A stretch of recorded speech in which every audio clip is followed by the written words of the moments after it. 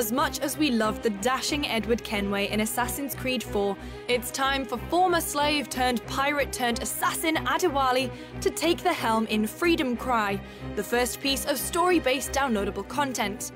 In Black Flag, Adewale acted as Edward's quartermaster and moral compass, gently reminding the reckless captain that there was more to life than just plunder. And it's Ade's strong sense of morality that is the lifeline for the Freedom Cry DLC, which is set 15 years after Black Flag's end, with Ade now a fully fledged assassin. Starting aboard his ship amidst a fierce sea battle, with sailing through a horrific storm as the only chance of escape, Ade finds himself washed ashore of the Haitian city of Port-au-Prince. A chance meeting has Ade rescue an escaping slave, and in turn he lends his assassin smarts to the resistance movement, determined to help end slavery in the region once and for all. There's a couple of new weapons, the machete and the powerful blunderbuss, which takes the heat off you if you're feeling overwhelmed, but overall gameplay and mission structure is very familiar. There's the usual eavesdropping and tailing missions, and of course you can take the fight to the sea. Sea battles are mostly unchanged, with the slight switch up that when you encounter slave vessels, you must only sink its escort ships and protect the slaves.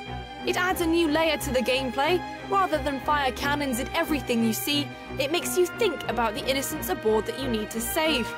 A sequence further on in the story shows you firsthand exactly what happens when you fail to protect a slave vessel, and provides one of the most harrowing and memorable scenes in the entire Assassin's Creed series. You can rescue an assorted number of slaves from random events, but you can raid plantations to save a large number in one go.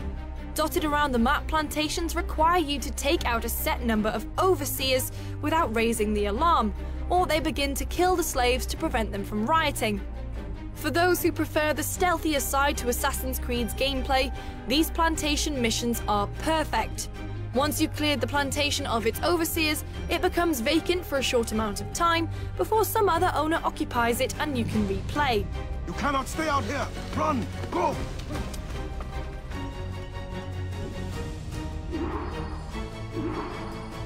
The region of Saint-Domingue is nowhere near the size of the huge map we got in Black Flag, but for a DLC, it's pretty decently sized. It's a shame that this beautiful area is sort of a bit redundant. The vast majority of the missions take place in the city of Port-au-Prince, with no real incentive to go out and explore the rest of the map.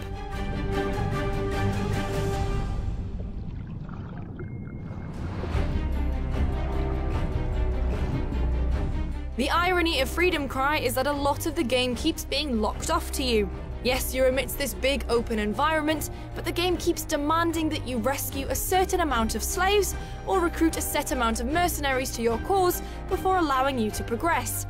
It's infuriating for those who want to run through the story missions before cleaning up any side missions after. It also raises further questions regarding the use of your rescued slaves, as releasing a set number of them also rewards you with equipment upgrades. This use of slaves as a commodity seems incredibly misjudged, especially given the series' previous experience dealing with sensitive subject matters. He sees everyone who comes and goes. He should have kept me informed. With a campaign running just shy of 3 hours, featuring basically more of the same, Freedom Cry is perhaps not for those who expected new gameplay options and mission types, but with an intriguing protagonist and a gripping storyline, it is a decent addition for those who are wanting to stretch out the Assassin's Creed 4 experience for just a while longer.